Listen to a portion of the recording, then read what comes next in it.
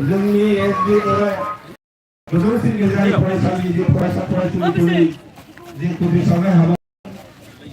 बे हाबाफारियाव बाहागो लाफैनाय जोंनि आफादफोरनि जिंगाफोर दैदेनगिरि नोंथांमोन आरो जोंजों लोगोसे बे समाव मिरु खौसेथि बर' सुबुं आफादनि सासे लाफागिरि बलान्द्र नार्जारिया बाहागो लादों बेजों लोगोसे बे समाव जोंजों दहाय आइजो अनसाय आफादनि सासे नेहाथारि सुबारानि बसुमतारी मोनगोनां बिथाङाबो बे समाव बाहागो लादों बे समाव जोंनि गेजेराव जोंनि हान्जानायखौ रैखा खालामनानै बाहागो लाफैनाय मानिजाथाव दहाय आइजो अनसाय आफादनि मानिजाथाव मुस्लिमा सुबारानि बसुमतारी बिथांखौ बे समाव गुसुङै फंनैसो बिबुंथि लाखिनो थाखाय खावलायबाय।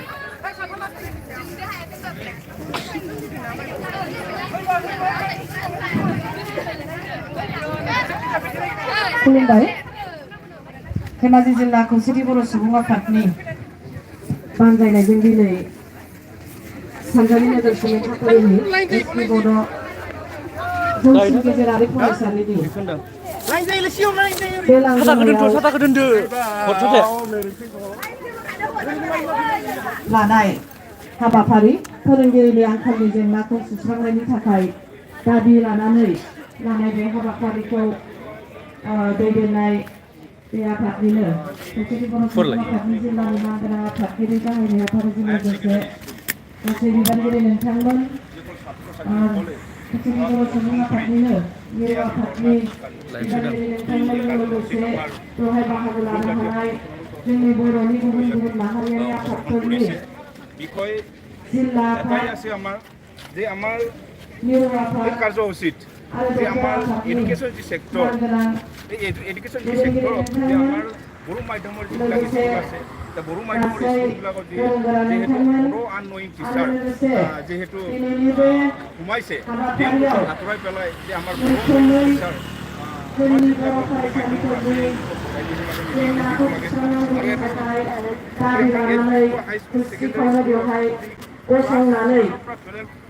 हाबाफारियाव बाहागो लानाय एसबि बड' जौसिन गेजेरारि फरायसालिनि अनजालि फरायसुला फरायसुलि नोंथांमोन दिनै जोंनि बर' बिजोंनि जायफोर फरायसालिफोर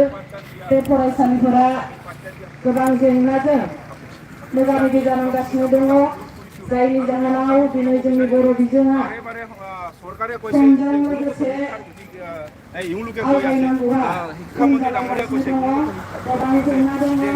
फोरोंगिरिनि जेंना जायफोर फरायसालिफोराव जेसेबां फोरोंगिरिनि गोनांथि दङ बेबायदि फोरोंगिरि गैयैनि जाहोनाव फरायसाफोरनि बिबाङाबो खम जालांनायखौ जों नुनो मोनदों बेबायदिनो बेजों लोगोसे सम बायदियै बिजाबफोरनि दैथायहरनाय बिजाबफ्राबो सफैया सम बायदियै लोगोसे गोबां जेंनाफोर दङ दा बै जायफोर जेंनाफोर दङ मैखोम माखासे जेंना बेफोरखौ जोङो दिनै दाबि दैखांदों सरकारनि फारसे बेफोर जेंनाफोरखौ सुस्रांनानै होनांगौ जोंनि गुबै जेंनायानो जाहैबाय जोंनि बर' बिजोंनि फरायसालिफोराव एबा बबेहाय जोङो धेमाजि जिल्लायाव बुंनो थाङोब्ला जोङो बर' बिजोंनि मैखोम गंसे गोजौ फरायसालि जौसिन गेजेरारि फरायसालि हिसाबै जोङो एसबि बड' जौसिन गेजेरारि फरायसालिखौ मिथियो दिनै बे फरायसालियाव जोङो नुनो मोनदों गोबां गुबुन रावनि एबा गुबुन बिजोंनिफ्राय फैनाय गुबुन हारिनि फोरोंगिरिखौ बेवहाय थिसनहरनाय जादोंमोन दा नाथाय आरोबाव दुखु गोनांसिन मोनसे बाथ्राबाव बेनिफ्राय दिनै आरोबाव जायफोर फोरोंगिरि बिथांमोना फैदोंमोन बिथांमोनाबो जोङो दिनै बेनिफ्राय ओंखारलांफिनबाय होननानै मिथिनो मोनदों जायनि जाहोनाव दिनै गोबां আমাৰ ল'ৰা ছোৱালীৰ ভৱিষ্যত এই ভৱিষ্যতটো যাতে উজ্জ্বল কৰে সেইটো আমি বিচাৰোঁ। তাৰপিছত আমাৰ ছাত্ৰ ছাত্ৰী যিবিলাক শৈক্ষিক জীৱন এই শৈক্ষিক জীৱনক লৈ পেলাই যাতে এডুকেশ্যন ডিপাৰ্টমেণ্টে চৰকাৰে যাতে হেঁপালি নেখেলে। যদি চৰকাৰে অনাগত দিনত যদি আমাৰ যিবিলাক দাবী এই দাবী যদি পূৰণ নকৰে আমি শিক্ষামন্ত্ৰী ডাঙৰীয়াক অনুৰোধ কৰিছোঁ যাতে এই আমাৰ যিবিলাক স্কুল আছে অতি শীঘ্ৰে শিক্ষক নিযুক্তি দি পেলাই আমাৰ ল'ৰা ছোৱালীক পাঠদান দিয়াত গুৰুত্ব দিব লাগে। আহ্বান কৰিম। তাৰপিছত আমাৰ WBC আণ্ডাৰত অথবা BTR বাহিৰত যিসকল টেট পাছ হৈ থকা শিক্ষক C-TET আৰু A-TET পাছ হৈ থকা যি শিক্ষকসকলক অতি শীঘ্ৰে স্পেচিয়েল যি ৰিক্ৰুটমেণ্ট পেলাই এওঁলোকক ৰিক্ৰুটমেণ্ট দিব লাগে সেইটো আমি অনুৰোধ জনাম। তাৰপিছত আমাৰ ভেঞ্চাৰ যিবিলাক স্কুল আছে ভেঞ্চাৰ স্কুলবিলাকত সৰু মাধ্যমৰ যিবিলাক ভেঞ্চাৰ স্কুল আছে এই ভেঞ্চাৰ স্কুলবিলাক যাতে অতি শীঘ্ৰে প্ৰভিন্সিয়েলাইজ কৰি পেলাই যে আমাৰ যি শিক্ষকসকলক বা আমাৰ যি স্কুল এই স্কুলবিলাকক প্ৰভিন্সিয়েলাইজ কৰিবৰ কাৰণে আমি চৰকাৰক বাৰে বাৰে দাবী জনাই আহিছোঁ। আমি বাৰে বাৰে শিক্ষামন্ত্ৰী ডাঙৰীয়াৰ লগত কথা পাতি আহিছোঁ, বাৰে বাৰে কৈ আহিছোঁ। এওঁলোকে কথা দিয়া মতে আজিলৈকে কথা একটাও ৰখা নাই। গতিকে আমি অনুৰোধ জনাম যে শিক্ষামন্ত্ৰী ডাঙৰীয়া আপোনাৰ যিটো আমাৰ আমি যিটো আলোচনা কৰি থকা আপোনাৰ লগত সেই কথাখিনি যাতে আপুনি ৰক্ষা কৰি বা আমাৰ যিবিলাক দাবী এই দাবীবিলাক যাতে সোনকালে পূৰণ কৰিব লাগে সেইটো আমি অনুৰোধ জনাম। আৰু আমি সেইটো মুহূৰ্তত কওঁ যে আহি থকা দিনত যে আমাৰ বড়ো ৰাইজে আমাৰ যিবিলাক দল সংগঠনে যে আমি যে আপোনাৰ লগত আছে সেইটো আমি বা আমাৰ ৰাইজে যে আপোনাৰ লগত আছে সেইটো আমি ক'ব নোৱাৰিম, সেইটো আমি বাধাও দিব নোৱাৰিম। গতিকে আপুনি 26 চনৰ যিটো ইলেকশ্যনৰ আগত যে 15 দিনৰ আগত যাতে আমাৰ যিবিলাক সমস্যা এই সমস্যাবিলাক যাতে পূৰণ কৰিবৰ কাৰণে আমি অনুৰোধ জনাম। আৰু এটা কথা আছে যে আমাক যিহেতু ডিৰেক্টৰ যি স্পেচিয়েল ডিৰেক্টৰ দিয়া হ'ল এই ডিৰেক্টৰ দিয়াটো স্পেচিয়েল ডিৰেক্টৰ হিচাপে থাকি গ'ল। ইয়াত কোনো তাৰমানে সা সুবিধা দিয়া নাই আৰু আমাৰ যি মানে টকা পইচা দি পেলাই যি ডিৰেক্টৰৰ যি ব্যৱহাৰ কৰিব লাগিছিলে এইখিনি কৰা নাই। আৰু কথা এটা আছে যে টেক্সট বুকবিলাক আমাৰ যিবিলাক ল'ৰা ছোৱালীৰ টেক্সট বুক এই টেক্সট বুকবিলাক যাতে সময়মতে দিয়ে যে আমি বাৰে বাৰে দেখি আহিছোঁ, বাৰে বাৰে চাই আহিছোঁ আমাৰ বড়ো মাধ্যমৰ স্কুলবিলাকত আজিলৈকে সময়মতে শিক্ষাদান দিবৰ কাৰণে আমাৰ টেক্সট বুকবিলাক দিয়া নাই। গতিকে আমি অনুৰোধ জনাম, চৰকাৰক অনুৰোধ জনাম, মুখ্যমন্ত্ৰী ডাঙৰীয়াক অনুৰোধ জনাম যে আপোনালোকে যি মানে ডাঙৰ ডাঙৰ লেকচাৰ দিছিলে, ডাঙৰ ডাঙৰ কথা কৈছিলে, শিক্ষামন্ত্ৰী ডাঙৰীয়াক আমি অনুৰোধ জনাইছোঁ যাতে আমাৰ অনাগত দিনত যে আমাৰ ল'ৰা ছোৱালীৰ যি মুখ চাই পেলাই আমাৰ ল'ৰা ছোৱালীৰ যি শৈক্ষিক জীৱন চাই পেলাই বা আমাৰ ল'ৰা ছোৱালীৰ যি শৈক্ষিক জীৱনক লৈ পেলাই হেতালি খেলি থাকোঁতে আমি সেইটো সময়ত আমি ধৈৰ্য নকৰোঁ আৰু আমি বাৰে বাৰে আমি ধৈৰ্য কৰি নাথাকোঁ বা ধৈৰ্য ধৰি নাথাকোঁ। গতিকে আমি আহ্বান কৰিছোঁ যাতে অনাগত দিনত অতি শীঘ্ৰে 15 দিনৰ ভিতৰত যাতে চৰকাৰে আমাৰ যিবিলাক দাবী আছে আমাৰ যিবিলাক দাবী এই দাবী পূৰণ কৰিবৰ কাৰণে আমি চৰকাৰক অনুৰোধ জনাওঁ।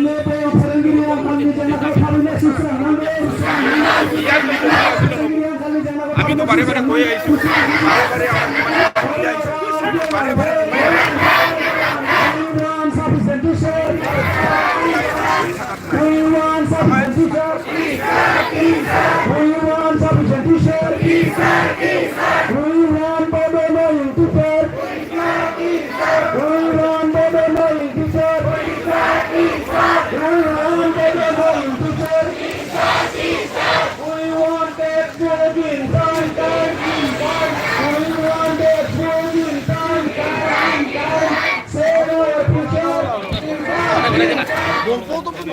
Dia jangan sini, boleh sini, ya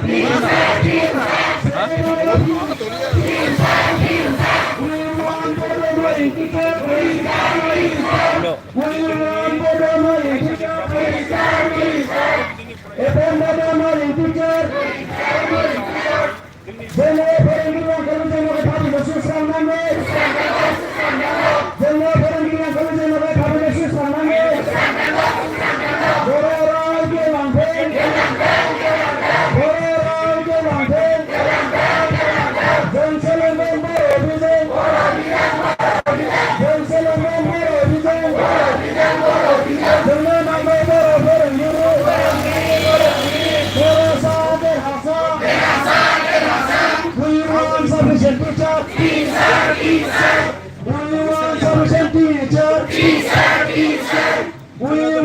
efficient teacher. Appoint model teacher.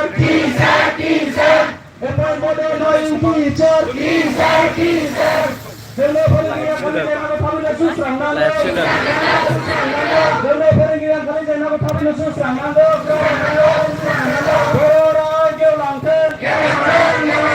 Jang selenggan baro bijang. Jang selenggan baro bijang. Jang nanggo baro forengiri. Baro sa derasa. Jai baro hari ini. Baro gelangkan. Jang forengiri yang kali jangan pamina susrang nando.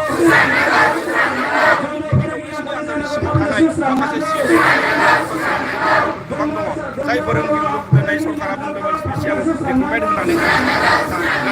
ini kalama menjadi utama. Begitu terkese जोंनि बर' फरायसालि गाज्रिनि सिगां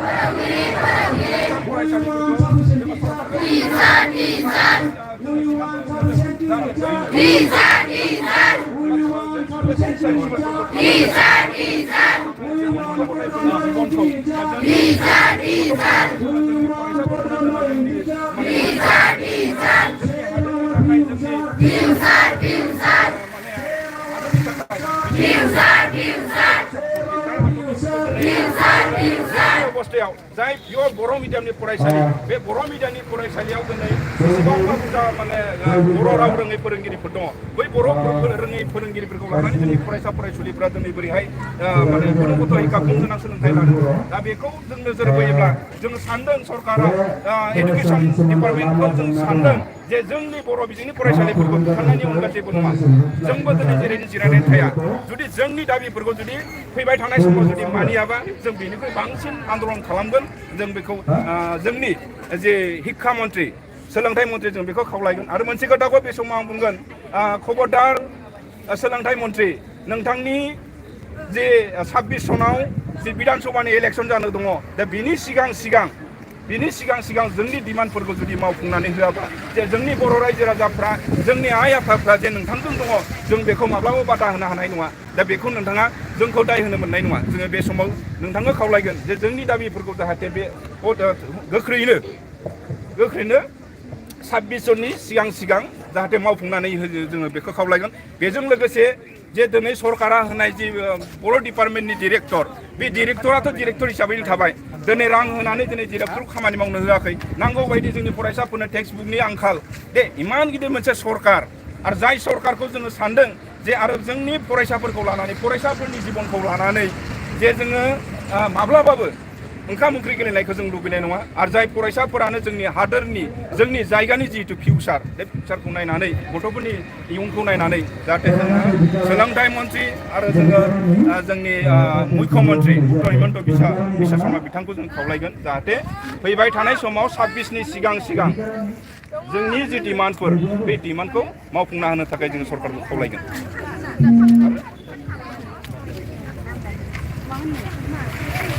ada 3 ganti cuma video video.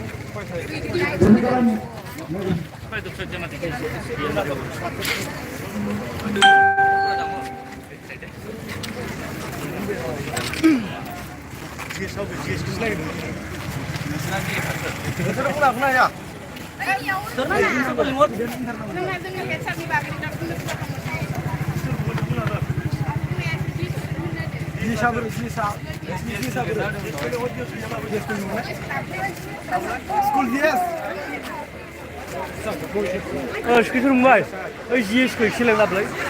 GS kesinan labelai.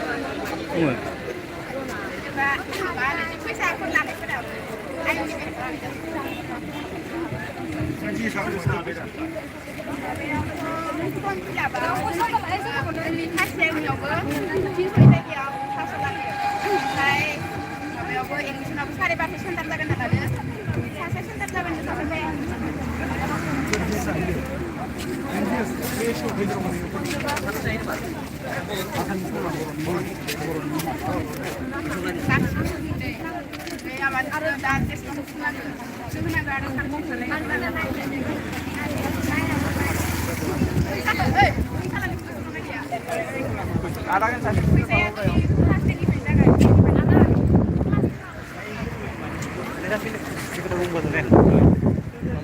Mamaku bit.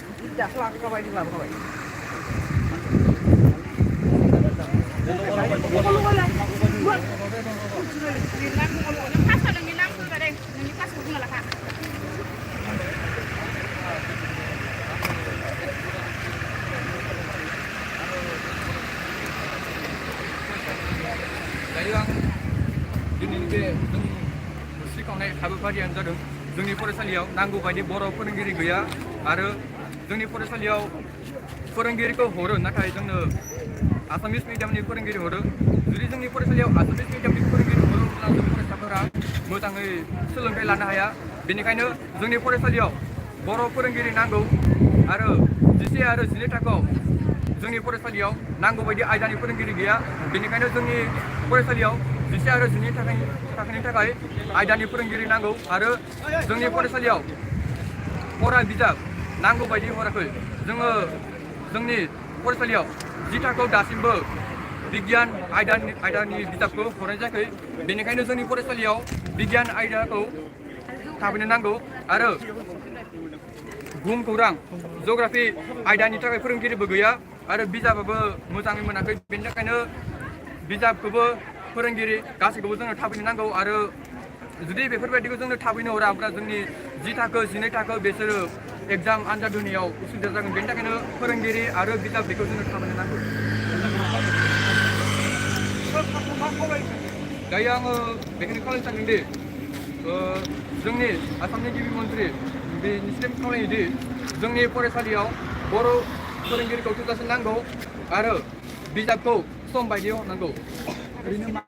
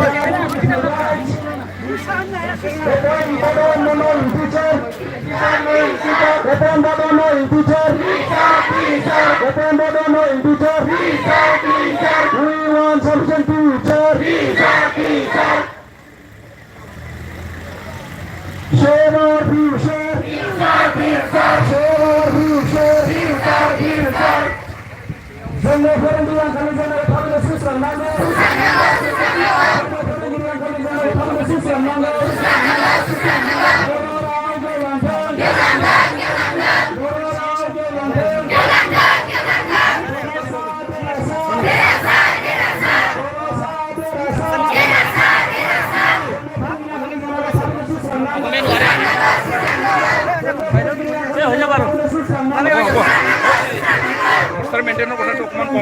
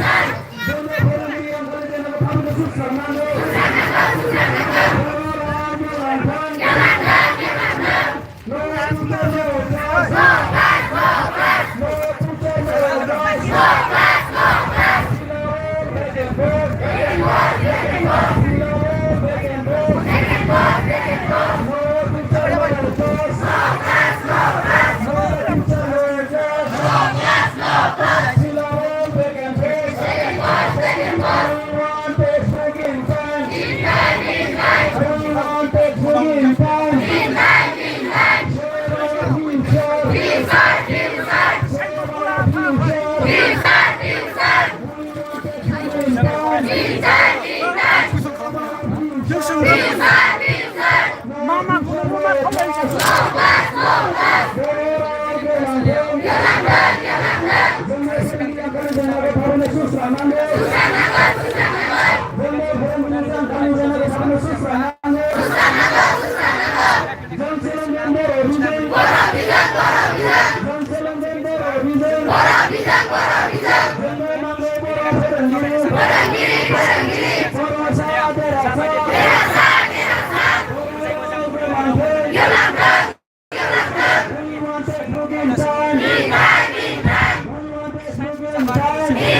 गासैबो बाहागो लागिरि नोंथांमोनखौ जों थांफिननो थाखाय गुरै खावलायहरनाय जाबाय। मानगोनां फरायसुला फरायसुलि आरो जोंनि बे आयदायाव बाहागो लानाय